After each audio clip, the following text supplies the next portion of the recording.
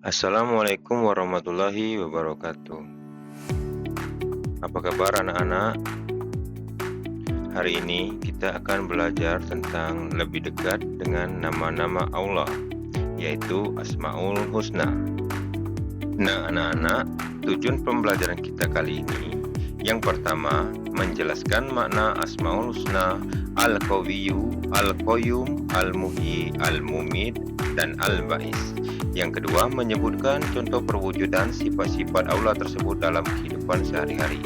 Yang ketiga, menunjukkan sikap dan perilaku yang sesuai dengan keyakinan terhadap Asmaul Husna. Yang keempat, menghasilkan karya sederhana, poster, komik, infografis tentang Asmaul Husna. Sebelum kita lanjut ke materinya, mari kita simak dulu video berikut ini ya.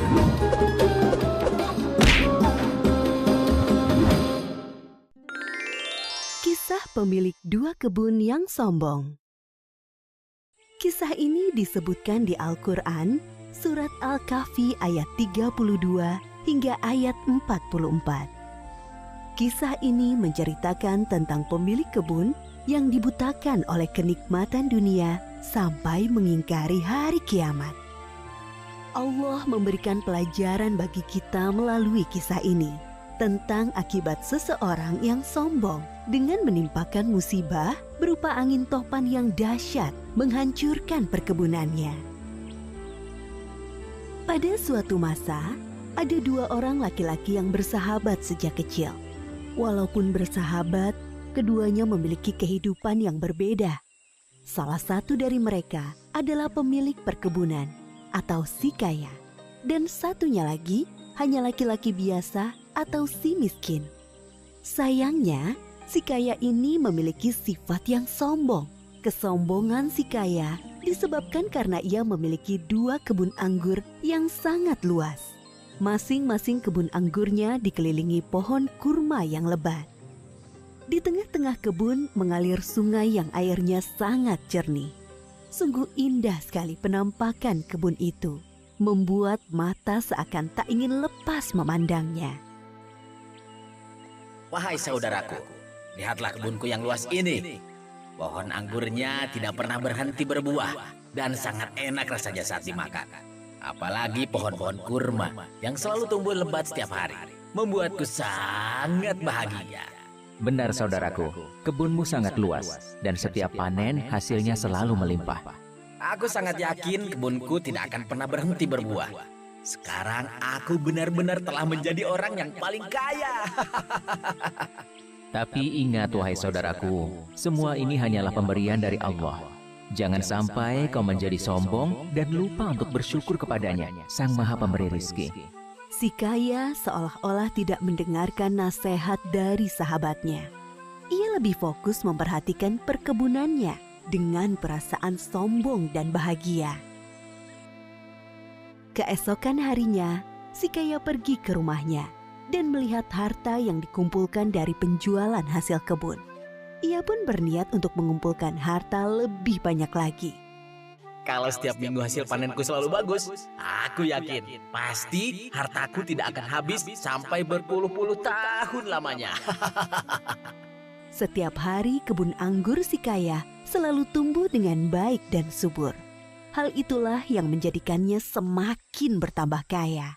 Tidak ada sedikit pun niat untuk menyedekahkan harta kepada orang yang membutuhkan. Seiring dengan bertambah harta, bertambah pula kesombongannya. Suatu ketika, si miskin datang berkunjung untuk menasehatinya dengan bahasa yang halus. Tetapi si kaya merespon dengan kata-kata yang menyakitinya. Aku tahu kau iri dengan kehidupanku. Hartaku lebih banyak daripada hartamu. Dan aku memiliki banyak anak buah yang membantuku. Sama sekali tidak wahai saudaraku. Walaupun hartaku lebih sedikit dan tidak memiliki anak buah sepertimu, aku hanya khawatir kepadamu kelak di akhirat. Aku kira hari kiamat tidak akan pernah terjadi. Seandainya aku mati suatu saat nanti, pasti Allah menempatkanku di tempat yang jauh lebih baik dari kehidupanku sekarang. Jadi, sekarang kau mengingkari adanya hari kiamat. Apakah kau juga mengingkari Tuhan yang telah menciptakanmu begitu sempurna? Benar-benar kau telah dibutakan oleh semua kemewahan dunia ini, saudaraku. Sudahlah, diam saja. Aku tidak akan mendengarkan nasihatmu lagi. Tidakkah kau lupa mengucap Masya Allah, la haula wa la quwata illa billah saat memasuki kebunmu? Ucapan itu adalah salah satu ungkapan syukur kepada Allah atas semua kenikmatan ini. Segeralah bertaubat kepada Allah sebelum semuanya terlambat. Si kaya tetap tidak mau mendengarkan nasihat si miskin. Ia mengusir si miskin karena merasa sahabatnya terlalu iri dengan semua harta yang dimilikinya. Setelah kepulangan si miskin, si kaya tidak berhenti untuk memamerkan hasil kebunnya kepada orang-orang di sekitarnya. Ia menjadi sangat sombong dan angkuh dari sebelumnya. Malam itu, hujan turun dengan sangat deras. Suara petir menggelegar di langit. Anehnya, si kaya sama sekali tidak terbangun dengan suara itu. Ia malah asik tertidur. Seperti yang disebutkan dalam surat Al-Kahfi ayat 40. Dan Dia Allah mengirimkan petir dari langit ke kebunmu, sehingga kebun itu menjadi tanah yang licin. Keesokan harinya, si kaya bangun dari tidurnya dengan puing-puing rumah yang hancur dan hartanya lenyap tak bersisa. Kemudian ia teringat akan kebunnya dan bergegas pergi ke sana. Sampai di kebun, ia tidak mendapatkan apa-apa selain kebun yang hancur hampir rata dengan tanah. Si kaya mulai menyesali kesombongannya selama ini. Ya Allah, kenapa semua ini bisa terjadi? Sekiranya dari dulu aku tidak pernah mengingkari nikmat-Mu dan mendengarkan nasihat sahabatku, pasti Engkau tidak akan menimpakan musibah ini. Sungguh hamba menyesal atas apa yang telah hamba berbuat, ya Allah. Penyesalan itu sudah tidak berguna. Semuanya sudah terlambat. Seperti yang disebutkan dalam surat Al-Kahfi ayat 43. Dan tidak ada lagi baginya segolongan pun yang dapat menolongnya selain Allah, dan Dia pun tidak dapat membela dirinya. Demikian akhir dari kisah pemilik kebun yang sombong. Beberapa hikmah dari kisah ini diantaranya, pertama, jangan lupa untuk mengucap Masya Allah, la haula wa la quwata illa billah. Tidak ada usaha, kekuatan, dan upaya selain dengan kehendak Allah, agar senantiasa bersyukur dan tidak sombong atas nikmat yang kita peroleh. Akibat dari sikap sombong ini dapat membuat kita lupa akan keimanan kita kepada Allah, seperti tidak mempercayai datangnya hari kiamat. Kedua, jangan berpura-pura tidak mendengar atau marah saat diberi nasihat yang baik. Bisa jadi nasihat itu merupakan teguran dari Allah melalui lisan orang lain. Ketiga, kehidupan di dunia ini hanya sementara. Jadi, jangan sampai kita dibutakan oleh kemewahan dunia. Padahal kehidupan akhirat yang kekal sudah menunggu kita. Wallahu a'lam bishawab.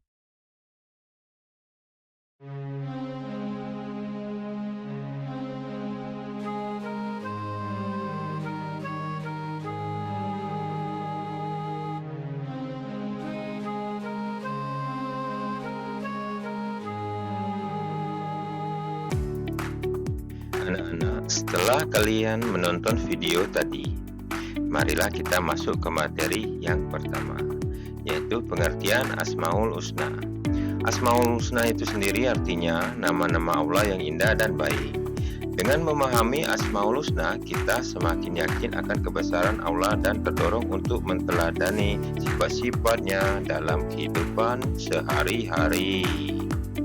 Sekarang kita masuk ke Asmaul Husna yang pertama, yaitu Al-Qawiyyu, artinya Maha Kuat.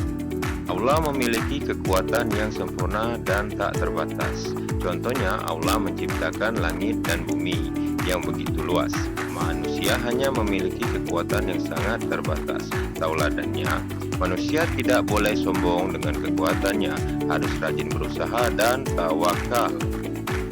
Asmaul Husna yang berikutnya yaitu Al-Qayyum, artinya hidup dan berdiri sendiri. Allah hidup, berdiri sendiri dan tidak membutuhkan bantuan makhluk. Allah menjaga, memelihara dan mengatur seluruh alam semesta. Teladan yang bisa diambil, manusia harus selalu bergantung kepada Allah dan menjaga amanah yang diberikan. Kemudian Asmaul Husna yang berikutnya yaitu Al-Muhyi, artinya Maha menghidupkan. Allah memberikan kehidupan kepada semua makhluk. Contohnya, Allah menghidupkan janin di dalam rahim, menghidupkan tumbuhan dari biji. Teladannya, manusia harus bersyukur atas kehidupan yang Allah berikan dengan beribadah dan berbuat baik. Selanjutnya ada Al-Mumit, artinya Maha mematikan. Allah berkuasa mencabut nyawa setiap makhluk kapan saja sesuai kehendaknya. Contohnya, manusia sehat bisa sakit lalu meninggal. Tumbuhan layu dan mati. Teladannya, manusia harus selalu siap menghadapi kematian dengan memperbanyak amal baik. Nah, yang terakhir ada Al-Ba'id, artinya Maha membangkitkan.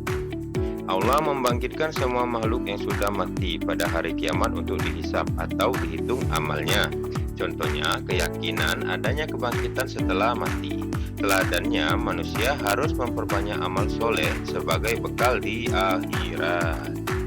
Nah, anak-anakku sekalian, hikmah mempelajari Asmaul Husna ini, yang pertama, menyadari bahwa hanya Allah yang Maha Kuasa, sedangkan manusia itu lemah. Kemudian, mendorong kita untuk tawakal, rendah hati, dan tidak sombong. Lalu, memotivasi kita untuk beribadah, berbuat baik, dan selalu siap menghadapi kematian. Terakhir, memperkuat keyakinan akan hari kebangkitan, sehingga lebih berhati-hati dalam beramal. Nah, anak-anakku sekalian, kesimpulan pembelajaran Asmaul Husna kali ini, yang pertama, mempelajari Asmaul Husna meneguhkan keyakinan bahwa hanya Allah yang Maha Kuasa, sedangkan manusia sangat lemah dan terbatas. Yang kedua, mengajarkan kita untuk selalu bersyukur, bertawakal kepada Allah dan tidak bersikap sombong. Yang ketiga, menyadarkan bahwa hidup dan mati berada di dalam kekuasaan Allah, sehingga kita harus selalu siap menghadapi kematian dengan amal yang baik. Yang keempat, memotivasi manusia untuk memperbanyak amal ibadah dan amal soleh sebagai bekal menghadapi hari kebangkitan dan perhitungan amal di akhirat nanti. Terima kasih. Wassalamualaikum warahmatullahi wabarakatuh.